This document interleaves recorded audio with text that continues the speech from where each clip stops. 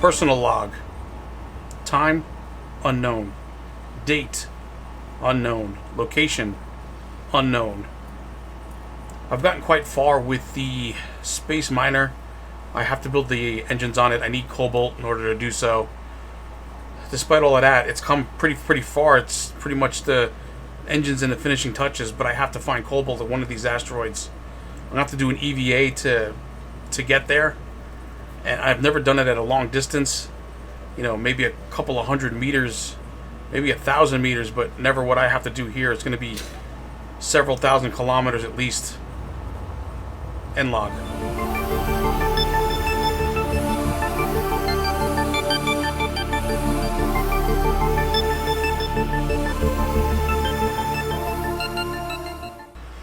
So we're coming upon an asteroid here. This is fantastic.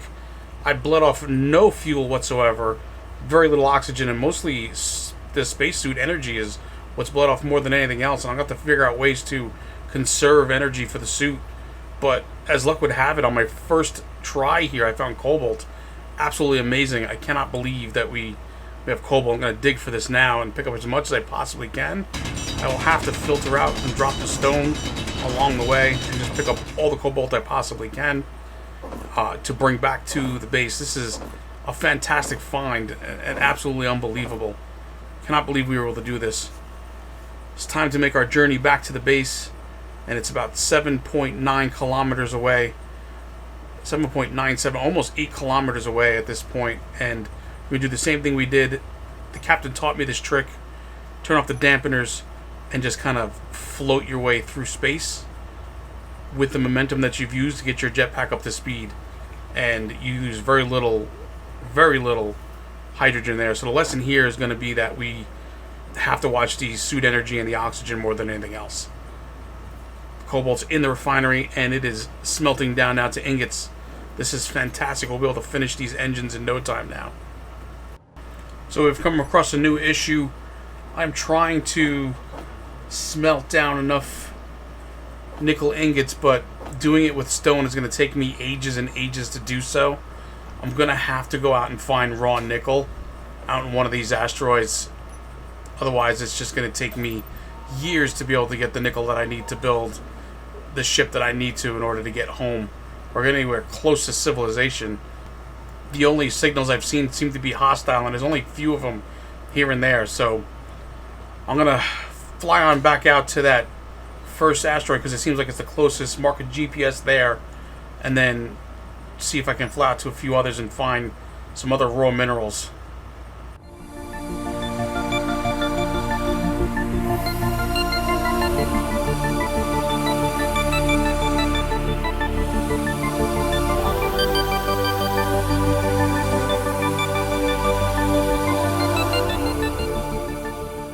We're back at that first asteroid where we found the cobalt.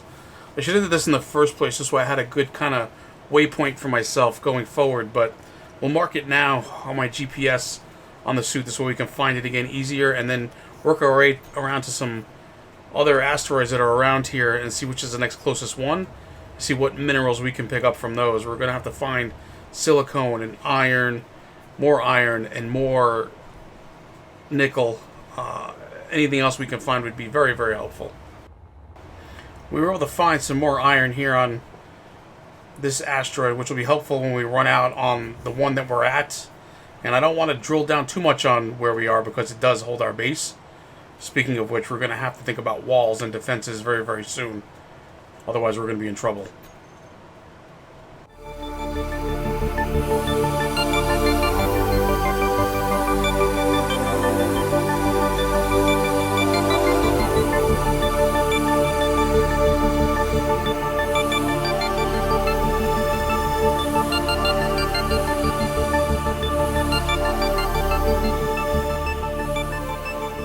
spacesuit energy is becoming a problem, and though we seem to have enough oxygen and hydrogen for all our trips, we have to come back frequently for energy, and I don't know what I'm going to do about that.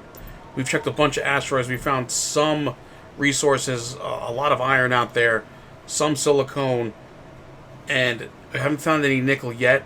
We're going to continue on. We're going to try to go to the other side of this asteroid on the far side of the sun to see if we can find anything over there. We're coming upon a cluster of rocks here, and it's a nice cluster. There's a whole bunch broken up here, and it looks like the initial sensors are picking up some nickel. I see some ice on that asteroid right over there. That's fantastic find. We're definitely going to need more ice at some point. I'm going to probably be building 6 hydrogen tanks for the large ship.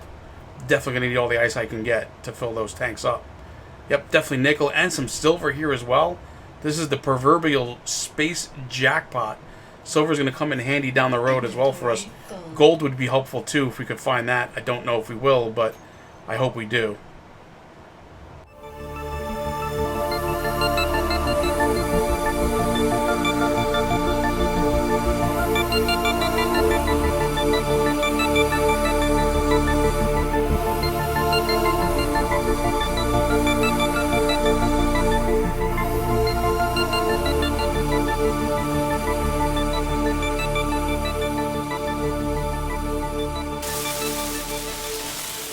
And the first hydrogen engine is complete, 100% built. This is a weight off of my shoulders. Finding that cobalt was amazing. Finding that nickel was even more amazing. And then finding that silver. We are going to be able to get a lot done here now very, very quickly. And then start building some walls and defenses for this base. I can't wait for the ship to be operational. We have to ramp up production very, very soon, otherwise we're in real trouble.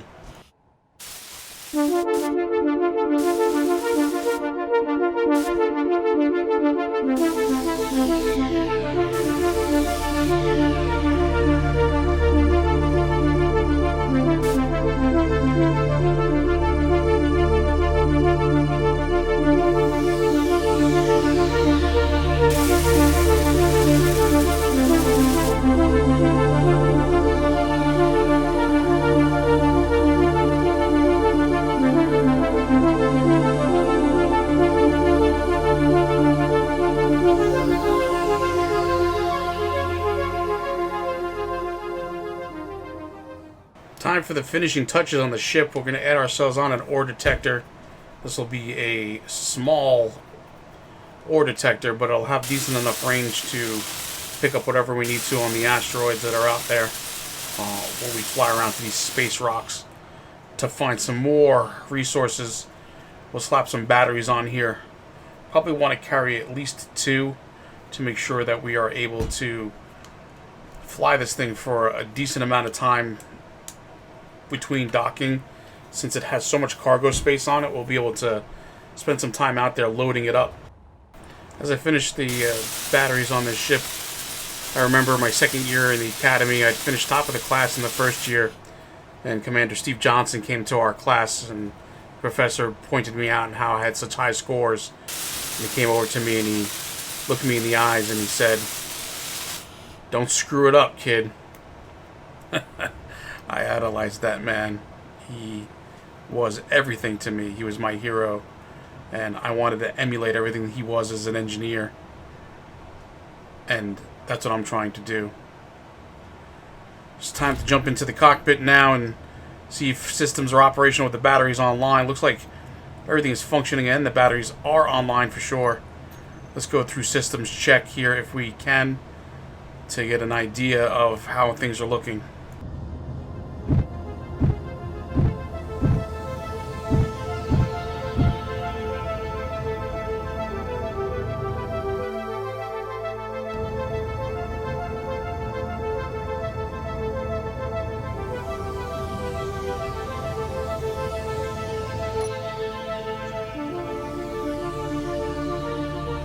Alright, running pre-flight checks here on the Lone Miner. Checking systems. We've set up the drills, the hydrogen thrusters, the engines are set up, and we have set up these spotlights as well. We have lights, we have thrust, we have our drills. Initiating engine shutdown sequence on my mark. 2, 1, mark. Successful engine shutdown. Reignite engines on my mark. 3, 2, 1, mark. Engines firing. All engines firing successfully. Testing spotlights, forward spotlights. They are illuminating and turning off as we expect them to. Checking forward drills. Engaging drills now. Drills are fully operational. There is a bit of vibration and shake to the ship. These drills are very large for the size of the ship that we have. They should hold up just fine. Shutting down drills. All system tests are a go. Alright. It is time to cut this baby loose. And we will then use it to get enough ice to fill the hydrogen tank for us. Looks like the inertial dampeners are working. Ship is holding steady.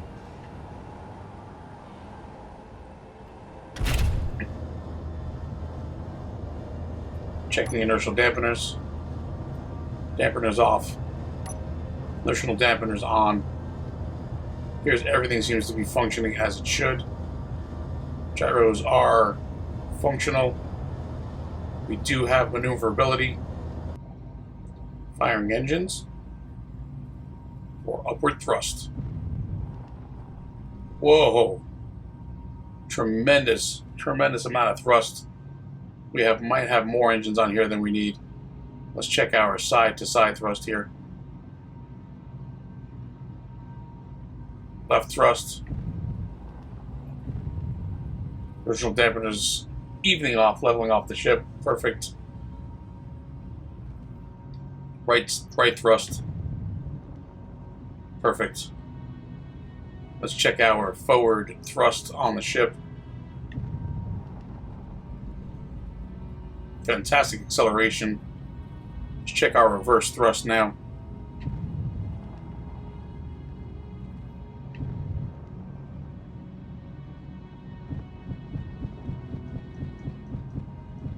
Downward thrust. Inertial dampener is working. Personal log. The date at this point is unknown. It has been a week now since we started building this ship. We finally have all the components ready. All the systems are functioning. Engines are functioning. There's plenty of thrust on this monster, so we should be able to handle and maneuver it without any issue whatsoever. I'm finding that this task has been daunting and overwhelming at times, trying to build a ship like this. Even a small good ship by myself has been challenging and painstakingly slow. Used to slapping together something like this within a day when you have a full crew and all the resources that you need. We are going to now embark on our first journey and mission with the ship.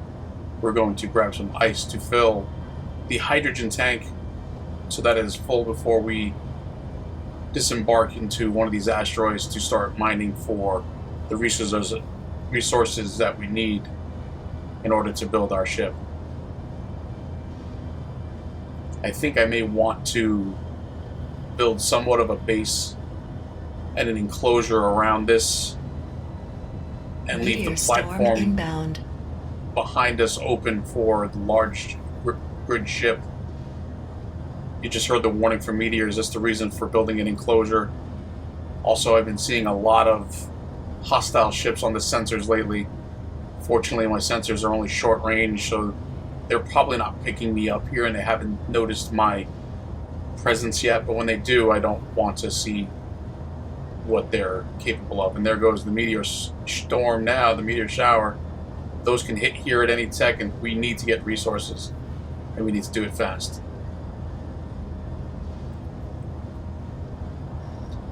Looks like this is the time to do it if we're going to do it. Lone Survivor Base. This is Lone Miner preparing for liftoff. We're about to go on our maiden voyage here for some ice to fill up the tanks here. Engines are operational. Sensors online. Drills online. O2, H2 generator online. Inertial dampeners are functioning. Gyroscopes all online. We are ready for takeoff. Quarter impulse power. Engage.